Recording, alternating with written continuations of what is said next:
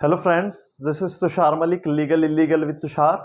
आज के इस सेशन में शुरुआत करते हैं फंडामेंटल राइट्स की इंडियन पॉलिटी में, इंडियन पॉलिटी एंड कॉन्स्टिट्यूशन में। क्योंकि कॉन्स्टिट्यूशन का एक सबसे ही इम्पोर्टेंट जो भाग है वो मूल अधिकार यानी मौलिक अधिकार फंडामेंटल राइट्स का होता है। इंडियन पॉलिटी में देखते हैं कि फंडामेंटल राइट्स कहाँ से कहाँ तक दिए गए हैं, कहाँ से अडोप्ट किए गए हैं, ये सारी बातें इसकी देख लेते हैं बेसिक। मूल संविधान में अधिकार यानी मौलिक अधिकारों की ये बात कर रहा है कि मौलिक अधिकारों में कितने हमारे, जब मूल संविधान बना था, जब शुरुआत, मूल का मतलब कि जब संविधान बना था उस समय कितने फंडामेंटल राइट्स होते थे, तो ये 7 फंडामेंटल राइट्स उस समय कॉन्स्टिट्यूशन में थे। इसके बाद एक जो हमारा राइट टू प्रॉपर्टी यानी संपत्ति का अधिकार था, ये पहले फंडामेंटल राइट्स था और फिर इसे यहाँ से हटा दिया गया। कब हटाया? तो ये 44वें संविधान संशोधन में इसे यहाँ से हटा दिया गया। अब क्यों हटाया? पॉइंट है क्यों हटाया, क्योंकि सब बात करते हैं हटा दिया गया, आर्टिकल 300A में चला गया, बिल्कुल 1978 की ये बात है, बिल्कुल है। लेकिन क्यों हटाया? फंडामेंटल राइट्स में राइट टू प्रॉपर्टी क्यों नहीं होनी चाहिए? दिक्कत क्या आई? तो ये दिक्कत जो थी, आप प्रैक्टिकल वे में सोचिए कि एक हाईवे निकल रहा है, उसमें आपके बीच में आपके खेत आ गए और आप एक अड़ियल इंसान हो कि मैं अपना खेत नहीं बेचूंगा सरकार को। तो क्या सरकार जो हाईवे निकाल रही है, बना रही है सबके लिए, एक लोक कल्याण का जो कार्य है उसके लिए, और उसमें अगर आप बाधा बन जाते हो, क्योंकि आपका फंडामेंटल राइट है राइट टू प्रॉपर्टी, तो अब राइट टू प्रॉपर्टी अगर आपका फंडामेंटल राइट है तो बहुत सारी दिक्कत हो जाती। यही दिक्कत हमारा केशवानंद भारती के बाद में आई थी और इसे तभी पहचान लिया गया कि आगे कितनी बड़ी समस्या आ सकती है जब संपत्ति का अधिकार एक मूल अधिकार के रूप में रहेगा। इसलिए मूल अधिकार में से संपत्ति का अधिकार हटा दिया गया और आर्टिकल 301 में डाल दिया गया, जो एक संवैधानिक अधिकार है। संवैधानिक अधिकार वो अधिकार होता है जो संविधान में एक अधिकार के रूप में है। सिंपल सी बात, अगर कॉन्स्टिट्यूशन में कोई अधिकार और कर्तव्य दिए गए हैं तो वो संवैधानिक अधिकार और संवैधानिक कर्तव्य होंगे। बाकी मूल अधिकार और जो मूल कर्तव्य हैं वो हमारे मूल अधिकार जो हैं वो आर्टिकल 12 से लेकर आर्टिकल 35 तक है। अगर मैं मूल कर्तव्यों की बात करूं तो वो 51A में है। 42वें संविधान संशोधन द्वारा इन्हें ऐड किया गया था, ठीक है ना।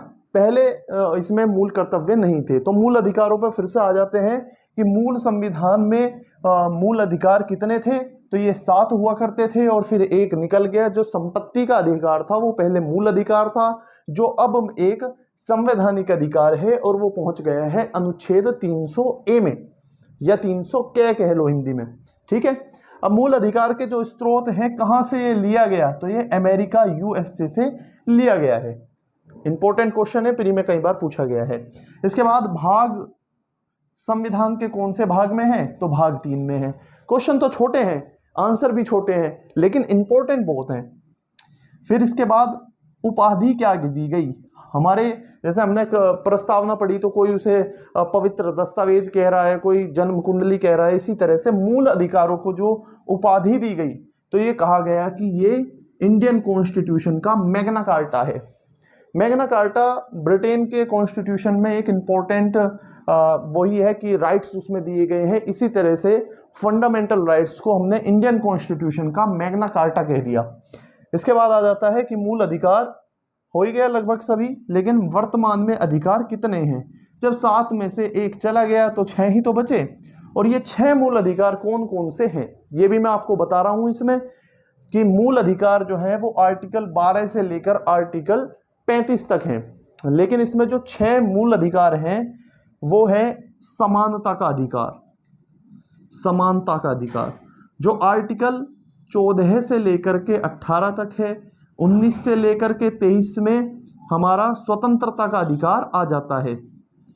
स्वतंत्रता के अधिकार के बाद शोषण के विरुद्ध अधिकार हमें प्राप्त है, शोषण के विरुद्ध अधिकार, यह आर्टिकल 23 और 24 में है, और ये यहाँ 19 से लेकर के 22 तक है। शोषण के बाद, शोषण के विरुद्ध अधिकारों के बाद धार्मिक स्वतंत्रता का अधिकार, धार्मिक स्वतंत्रता का अधिकार 25 से लेकर के 28 तक है, और आर्टिकल 29 से लेकर के 30 तक संस्कृति और शिक्षा का मूल अधिकार हमें मिलेगा, संस्कृति और शिक्षा। और इसके बाद आर्टिकल नंबर 32 में संवैधानिक उपचारों का अधिकार, संवैधानिक उपचारों के अधिकार को ही डॉक्टर भीमराव अंबेडकर ने सबसे इंपॉर्टेंट माना और ये कह दिया कि ये संविधान की आत्मा है।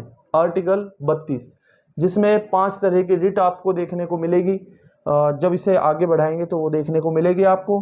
लेकिन अब आप ये सोच रहे होंगे कि मैंने तो 14 से लेकर के आपको 32 तक बताया, और जबकि कॉन्स्टिट्यूशन राइट जो है ये हमारे फंडामेंटल राइट्स ये आर्टिकल 12 से लेकर 35 तक हैं।